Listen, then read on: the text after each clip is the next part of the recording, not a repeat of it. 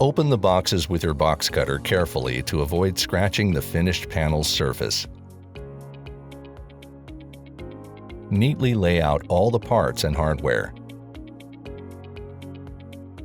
Identify all the parts using the parts list.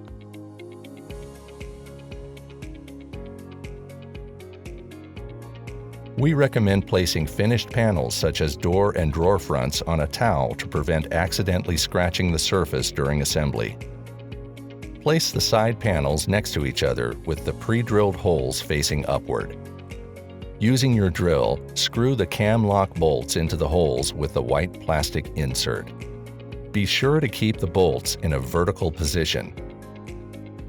Locate the dowel holes and use your rubber mallet to tap the dowels into place.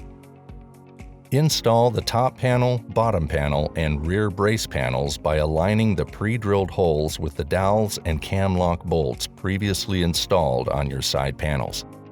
Be sure the grooves on the top, bottom, and side panels are aligned. Use your mallet to gently tap the connection points to eliminate gaps and tighten the cam lock nuts using your screwdriver.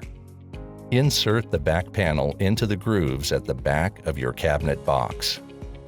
Gently tap the back panel with your mallet until it's firmly seated in the channel.